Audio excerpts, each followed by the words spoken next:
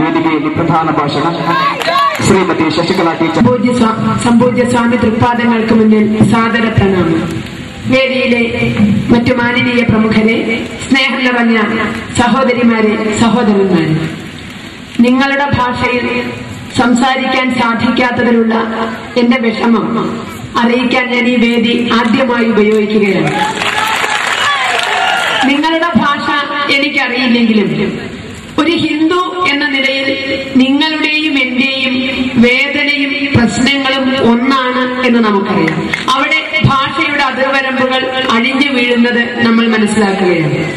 വെട്ടിക്കൊല്ലുന്ന തീവ്രവാദികൾക്കും നക്കിക്കൊല്ലുന്ന മതം മാറ്റക്കാർക്കും ഞെക്കിക്കൊല്ലുന്ന കപട മതേതര രാഷ്ട്രീയക്കാർക്കും മധ്യയാണ് മലയാളിയായാലും തുളുവായാലും കാശ്മീരിയായാലും ഈ ഹിന്ദുസ്ഥാനിലുള്ള ഓരോ ഹിന്ദുവും കഴിയുന്നത് എന്നിടത്താണ് ഞാൻ നേരത്തെ പറഞ്ഞ പോലെ നമ്മൾ തമ്മിലുള്ള അകൽച്ച ഒരുപാട് കുറഞ്ഞു വരുന്നത്.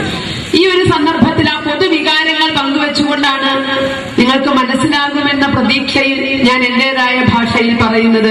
എല്ലാവരും എനിക്ക് ഉറപ്പ് തന്നിട്ടുണ്ട്, മലയാളം നിങ്ങൾക്ക് സംസാരിക്കാൻ അറിയില്ലെങ്കിലും കേട്ടാൽ മനസ്സിലാകും എന്ന ഉറപ്പ് തന്നതിന്റെ അടിസ്ഥാനത്തിലാണ് ഞാൻ സധൈര്യം മലയാളത്തിൽ നിങ്ങളോട് സംസാരിക്കുന്നത്. ഈ വേദിയിൽ ആദ്യം മുഴങ്ങുന്ന മലയാളവും എന്റേതാണ്. ആ ഒരു പരിങ്ങലും എനിക്കുണ്ട്.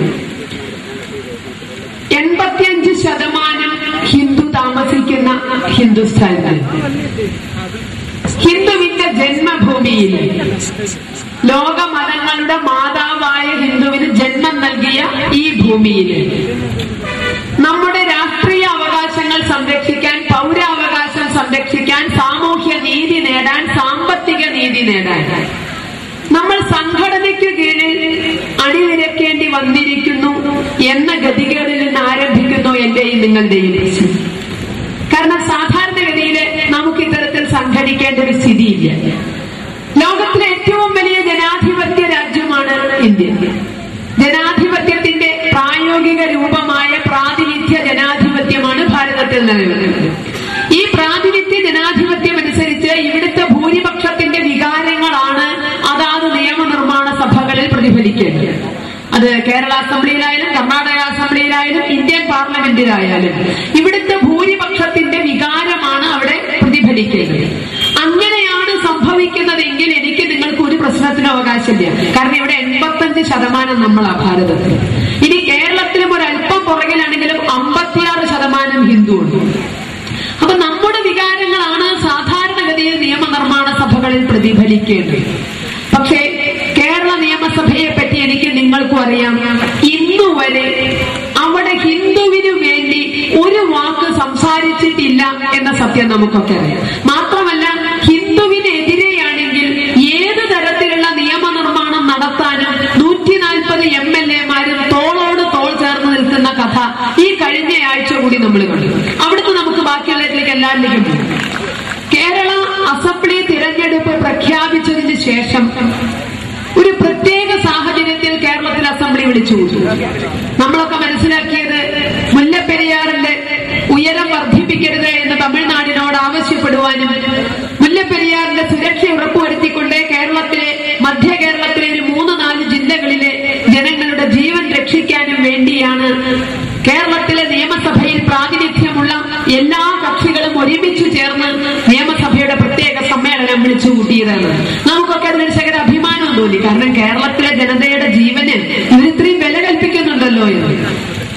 ഈ നിയമസഭ സമ്മേളിക്കുന്ന വിവരം മനസ്സിലാക്കിയപ്പോ കേരളത്തിലെ വിശ്വ ഹിന്ദു പരിഷത്തിന്റെ ഓർഗനൈസിംഗ് സെക്രട്ടറിയും ഹിന്ദു ഐക്യവേദിയുടെ ജനറൽ സെക്രട്ടറിയുമായ മാനനീയ കുമ്മനം രാജേട്ടനും ഹിന്ദു ഐക്യവേദിയുടെ സംഘടനാ സെക്രട്ടറിയായ മാനനീയ രാധാകൃഷ്ണേട്ടനും ചേർന്ന്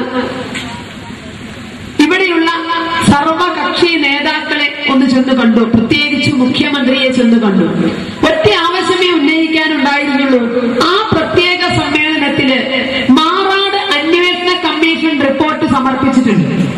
മാറാട് നടന്ന കലാപത്തെ പറ്റിയുള്ള, കൊലപാതകത്തെ പറ്റിയുള്ള അന്വേഷണം ജുഡീഷ്യൽ കമ്മീഷൻ പൂർത്തിയാക്കിയിട്ട് റിപ്പോർട്ട് സർക്കാരിന് സമർപ്പിച്ചിട്ടുണ്ട്.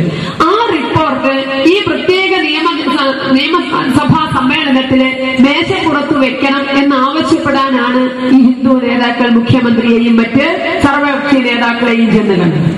പക്ഷെ നിർഭാഗ്യം എന്ന് പറയട്ടെ, ഉമ്മൻചാണ്ടി സ്വതസിദ്ധമായ തന്റെ ശൈലിയില് ചിരിച്ചുകൊണ്ട് പറഞ്ഞു, ഇപ്പൊ ഞങ്ങൾക്ക് നിർവാഹമില്ല, സാധിക്കുന്ന സമയത്ത് നോക്കാം. കാരണം ഇവിടെ സർവകക്ഷി ഒരൊറ്റ